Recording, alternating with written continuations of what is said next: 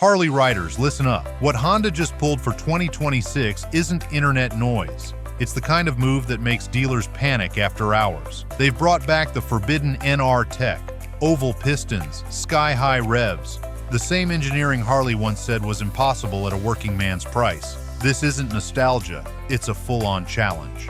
While Milwaukee's polishing chrome, Tokyo's building proof. You'll see the documents in the dyno before this video's over. If you've ever believed Harley was untouchable, you might want to grab a seat. The alarm bell rings. The message hit forums and group chats like a dropped wrench. Honda's bringing back NR tech for 2026? Nobody believed it at first. The NR 750 was the kind of machine most riders only saw in magazines. A legend built when Honda cared more about precision than profit.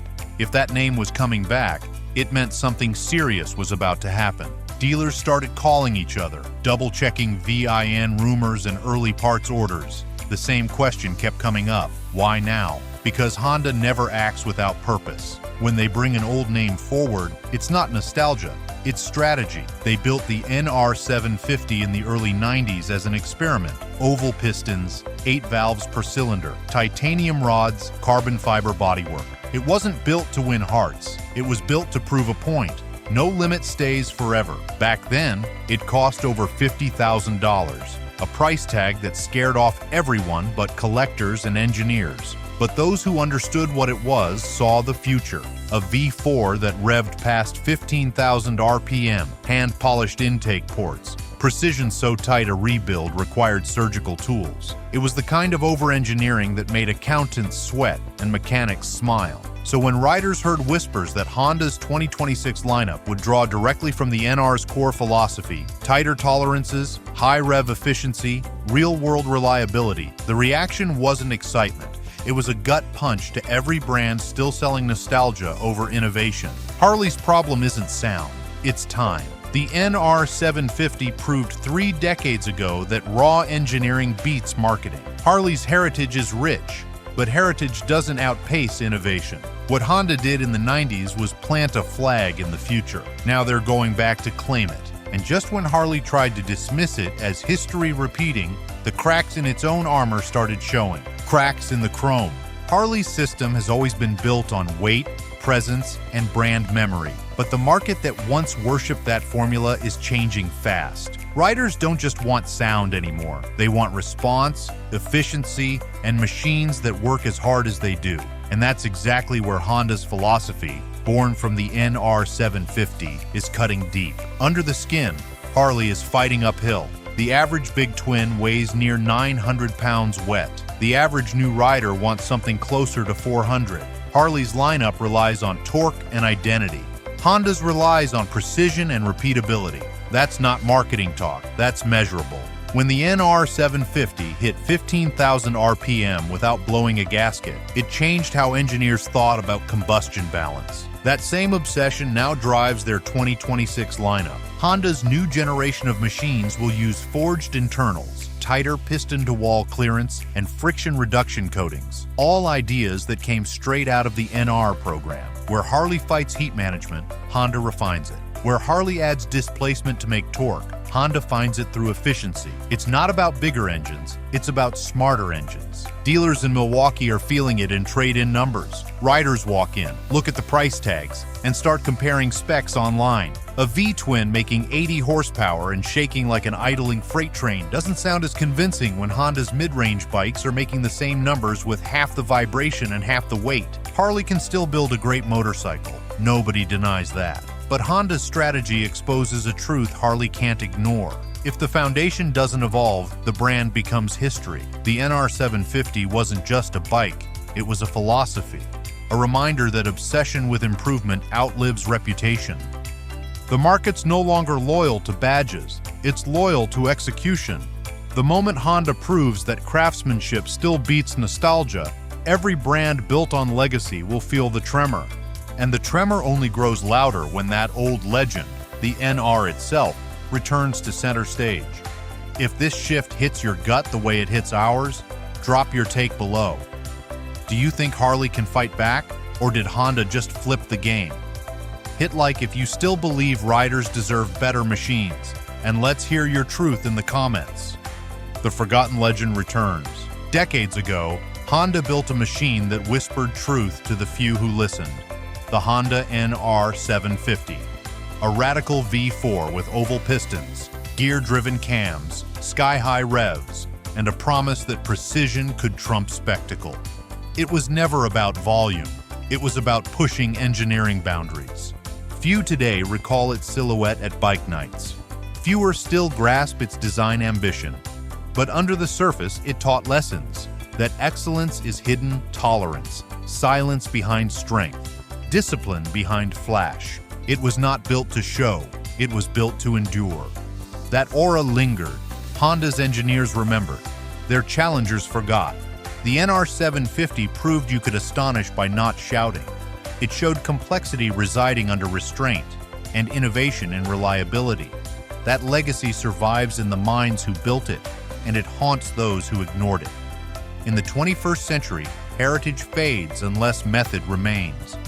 That old machine's temperament is not history, it's a warning. And now Honda is channeling that temperament into machines you'll ride and buy in 2026. When bikes drop in price, riders rise to the moment. If you're one of them, gear up right. The helmets and accessories I stand by are in the description. Let's ride forward. The message behind the machine. Honda's 2026 reveal is not a spin. It is a philosophical pivot. Craftsmanship over brand theatrics. The message is clear. If your machine is honest, your badge becomes irrelevant. They're not selling logos. They're selling how the engine behaves, how the chassis breathes, how the bike earns respect mile after mile. Machine first stands in stark contrast to brand first. Harley built mystique, told stories, curated image. Honda building on NR roots says, stories are empty without substance. In 2026, your labels won't carry weight unless your torque curve, heat control, and balance match the claim. That shift forces respect, even from skeptics. When a competitor places engineering at center stage, it forces legacy players either to respond or to fade. Pride alone cannot defend a seat cushion that burns, weight that tilts your balance, parts that ship late. In mechanical truth, weakness shows. Next comes proof, and it's mechanical, not mythical. Inside the NR750. In the early 1990s, Honda built something that felt less like a motorcycle and more like a challenge to physics. The NR750 wasn't a prototype, it was proof. A V4 layout carved with oval pistons that looked almost alien to traditional mechanics. Each piston carried 8 valves, breathing more air and fuel than most engines twice its size. The red line sat above 15,000 revolutions per minute, numbers that belonged on a racetrack, not a street. Mechanics who tore one down remember the precision. Walls polished like mirrors, tolerances measured in microns, everything balanced to the hair. It was heavy for its time, but it wasn't chasing speed alone. It chased perfection. The fairing wrapped carbon fiber panels molded with obsessive accuracy. The fuel tank sat under the seat to lower the center of gravity. Every inch was calculated. No marketing department could have dreamed this thing up. It was built by engineers who refused compromise. That's why only 300 models were ever made. It cost more than most homes back then, and yet everyone found a buyer. For the garage guy, that bike became legend. You could feel the craftsmanship in the bolt threads, hear the harmony of a motor that didn't rattle, didn't whine, just sang. It wasn't practical, but it wasn't supposed to be. It was a statement. Build right, even if it costs everything. And that statement still echoes. Those blueprints never died. They just waited for the right decade. And now that decade has finally arrived, with Honda pulling lessons straight from that ghost of perfection. Lessons carried into 2026. The new generation of Honda engineers grew up studying the NR750's flaws and triumphs. They learned that innovation isn't a button, it's discipline.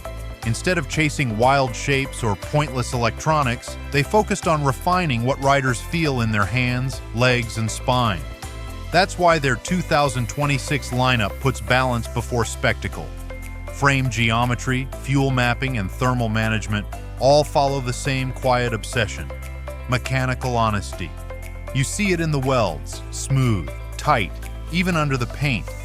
You feel it when you lean the bike into a corner, and the chassis holds a line like it's reading your intent.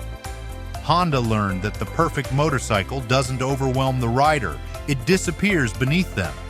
The NR 750 taught this truth decades ago, but only now has technology caught up enough to mass produce it. The ergonomics are the same story. Instead of designing for showrooms, Honda designed for riders who live on their machines. Seats shaped to reduce hip stress. Bar height tuned for comfort without laziness. Controls positioned so every switch lands where muscle memory expects. It's engineering guided by empathy. Every surface and every weld earns its keep. This philosophy doesn't just build bikes, it builds trust. Riders sense when a company designs with care. They may not know the numbers, but they feel the balance in a turn or the quiet hum at highway speed. That's what Honda is selling in 2026. Proof that restraint and precision can still beat volume and flash. And while Honda polishes precision, Milwaukee polishes chrome. That polish may shine in daylight, but it hides cracks that every rider eventually sees when the bills arrive. Where Milwaukee feels the heat. Harley Davidson's greatest enemy was never Honda's horsepower. It's Honda's pricing discipline. In dealer lots across the Midwest, mid-size buyers have started drifting. They walk in for the badge, then walk out comparing maintenance costs, weight charts, and warranty coverage. They look at a $12,000 cruiser from Honda that delivers reliability for years, then glance at a $20,000 Harley that needs constant attention. Loyalty still lives, but doubt has moved in beside it. For riders who wrench in their own garages, the math is simple. Valve checks every few seasons, not every few months. Fewer oil leaks, less heat soaking the legs on long rides. Honda isn't stealing souls, it's stealing time. Less time fixing, more time riding. And in this era, time is the one thing no one wants to waste. Inside Milwaukee boardrooms, they know it. Reports show declining interest in heavyweight cruisers, while lighter models from Japan and Europe move steadily. Harley can sell heritage all it wants, but when parts lists stretch paychecks, emotion loses to arithmetic. The myth that American steel equals eternal quality starts to sound hollow when an imported twin runs cleaner and cooler after 50,000 miles. Dealers whisper that trade-ins are shifting. Riders in their 50s come in asking for something easier to lift, easier to maintain, easier to trust. Pride makes them hesitate, but practicality wins. The heat Harley feels isn't just financial, it's cultural. The brand that taught America what freedom looked like is learning what it costs to ignore evolution. Dealers know the numbers, and they're not telling the press. Because behind closed doors, those same dealers are already preparing for a change they can't publicly admit.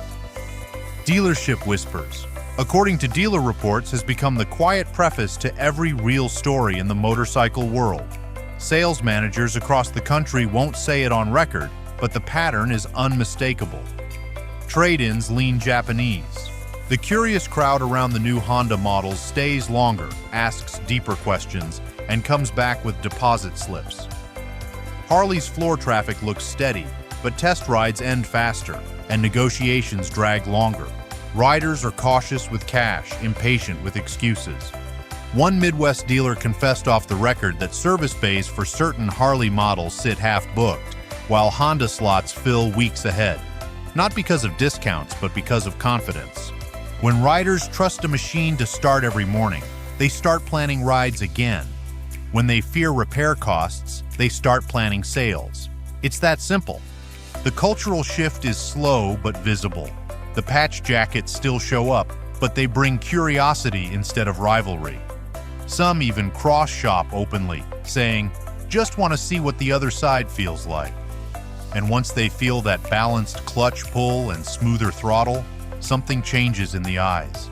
It's not betrayal, it's awakening. Harley's strength was always community, but community follows reliability. Riders want the brand that keeps them on the road, not the one that keeps them in the shop. Honda's approach reminds everyone that loyalty must be earned every mile. Skepticism is turning into acceptance. The whisper in the showroom becomes a shout on Main Street. Heritage on trial. For decades, heritage has been Harley's armor. It's the story every showroom repeats: tradition, lineage, the spirit of the open road. But when riders open their wallets, they're not buying history, they're buying function. And younger riders, the ones Harley needs most, are quietly changing the rules. They care less about who built the bike first, and more about who built it right. In their eyes, execution outshines emblem every time. The graybeards still gather around chrome, but the next generation gathers around efficiency. They talk throttle response, balance, and comfort. To them, nostalgia doesn't equal quality. It's just decoration unless the performance backs it up. Harley's story of rebellion once meant freedom. Now, to many, it feels like repetition, unchanged slogans for a changing world. Meanwhile, Honda doesn't talk about heritage. It demonstrates it. Every weld, every bolt pattern, every heat-dissipating fin shows an understanding earned over decades. That's living heritage. Proof, not poster. Riders see the difference. Harley sells the dream of yesterday. Honda sells the discipline that still works tomorrow. The crisis is quiet but deep. When tradition becomes a product instead of a principle, riders notice. They don't hate Harley. They just expect more. Because pride alone can't pay for repairs. And when the myth meets the asphalt, the truth shows up in the ride itself. Comfort by design. Ask any older rider what matters most after 30 years in the saddle, and you'll hear one word: comfort. It's not weakness, it's experience. The long-haul crowd has earned their aches, and now they want machines that work with them, not against them. That's where Honda's real-world edge hits hardest. Weight distribution isn't a spec sheet brag, it's survival. Honda engineers design frames that carry weight low, making the bike feel 50 pounds lighter at a stoplight. For a rider easing out of a parking space on a hot summer day, that's the difference between confidence and struggle. The balance keeps your knees steady, the steering smooth, and the exit graceful. Milwaukee's machines, by contrast, can feel top-heavy, solid on highways but punishing in traffic. Then comes heat control. Harley riders joke about thigh burners, but it's not funny when the asphalt cooks at 90 degrees and the engine sends waves of heat through your jeans. Honda routes exhaust and airflow to pull warmth away from the rider. It's not glamorous, but it's genius. Comfort becomes performance when it keeps you riding longer. Ride neutrality is another win. Hondas track predictably, forgiving errors, encouraging miles. Older riders notice the absence of fatigue, the smoother throttle, the gentler clutch. Harley's charm may lie in vibration and rumble, but comfort lies in control, and control builds loyalty. This is not about going faster, it's about finishing the day strong. And if Milwaukee listens, there's still a road forward, but it starts with humility. If this breakdown opened your eyes, hit subscribe now. We dig past the marketing, past the noise, and straight into what's really happening in the motorcycle world. Stay sharp, stay proud, and stay in the saddle, because the next story we uncover might change how you ride forever. Harley's options. There's no shortage of critics ready to write Harley's obituary, but that's premature. The company isn't dead, it's distracted. It still has the factories, the workforce, and the loyalty most brands would kill for. What it lacks is direction rooted in honesty. The path forward isn't about chasing Honda's blueprint, it's about rediscovering its own. Step 1 is weight. Harley can't ignore physics. Lighter platforms mean wider appeal and longer comfort for the aging core. The solution isn't to shrink identity, it's to sharpen it. Riders don't need featherweight toys, they need machines that move without punishment. Cut the excess metal, not the character. Step 2 is price. Fair doesn't mean cheap, it means transparent. When customers understand where their money goes, steel quality, paintwork, warranty, they respect it. Overcharging for nostalgia only feeds cynicism. A fair-priced American machine could still dominate if it stops pretending exclusivity equals worth. Step 3 is service loyalty. Riders stay with brands that stay with them. Affordable maintenance programs, better part availability, and trained mechanics who speak rider language could rebuild trust faster than any marketing campaign. That's how you win garages back, through handshakes, not hashtags. Harley's DNA is resilience. Every crisis in its history has been followed by reinvention. It survived the Great Depression, foreign takeovers, and market collapses. It can survive this too, but the clock is ticking and patience runs thinner every season. Milwaukee can still fight if it remembers what built the brand. And while factories debate strategy, the marketplace is already voting with trade-ins and cash. Used market reality. You can learn more about a brand's future by walking through a used lot than reading any press release.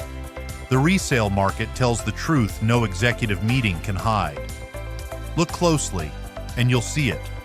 Harleys that once held value like gold now moving slow, while clean Hondas disappear within days. Buyers aren't sentimental, they're calculated. When the cost of keeping a big cruiser running climbs higher than its resale worth, owners bail.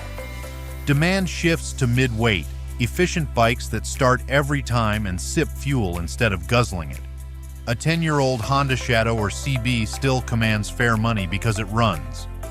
A comparable Harley often sits until the price drops low enough for a hobbyist. That's not just economics, that's faith leaving the brand. Dealers feel it in silence. They lower trade-in values to protect margins, and that decision echoes through communities. Riders hoping their bike was an investment find out it's an expense. Online forums fill with stories of depreciation shocks. It's not hatred, it's realization.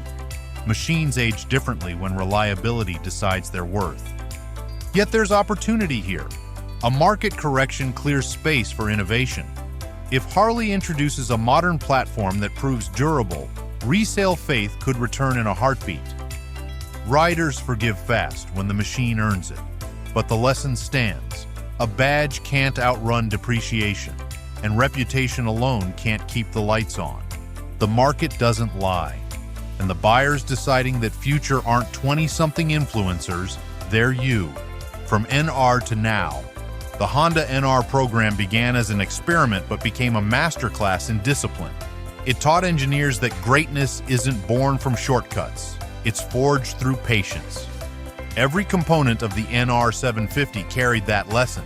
Precision over pressure, detail over drama. It wasn't just about horsepower, it was about proving that engineering pride could outlast height. The men and women behind that project didn't chase applause, they chased accuracy. That mindset never faded. Today, that same DNA runs through Honda's entire production culture. It shapes how parts fit, how welds hold, how tolerances stay tight even after years of hard riding. You can see it in the assembly lines, where robotic precision meets human intuition. Each engine is built not as a product but as a promise, one that starts when the key turns and continues every mile after. That's how Honda built trust without slogans. This philosophy also affects how Honda moves as a company. It doesn't sprint to market, it stalks perfection. When it releases something new, it feels deliberate, not desperate. That's why its 2026 lineup sent ripples through the entire motorcycle world. The patience that once looked old-fashioned now looks prophetic. That same patience now bends the market. And the moment one company redefines expectations, every rival must choose, adapt or disappear. The road's verdict. The motorcycle world isn't collapsing, it's recalibrating. The players who built their futures on image are learning that substance still wins. The ones who invested in patience and precision are quietly taking the lead. That's how evolution works. Not through shouting, but through steady progress that riders can feel in their hands. Harley built the legend, Honda built the method. One forged identity through culture, the other through craft. Neither story cancels the other. In fact, both matter. Without Harley, there'd be no myth of freedom. Without Honda, there'd be no reminder that freedom depends on function. Together, they define the two halves of riding, the heart and the hands. As the industry shifts, respect should replace rivalry. It's easy to mock the old guard or worship the new, but real riders know better. They see the link between pride and performance, between the roar of heritage and the hum of precision. The future doesn't erase the past, it holds it accountable. In the end, every machine faces the same test, the open road. No marketing plan can fake the truth found on asphalt. The road judges by feel, by sound, by endurance. It doesn't care who built the legend or who built the method. It only cares that the work under the paint holds up when the miles roll on. Here's the truth, brother. Harley's not dying, but it's bleeding pride to move metal. These 7 bikes prove the dealers will cut prices before they cut paychecks. If you're smart, you can use that to your advantage. Buy low, ride hard, and remember, the road doesn't care what logo's on the tank, only how far you go. So what's your move? Would you grab one now or wait for the next crash? Drop your take below.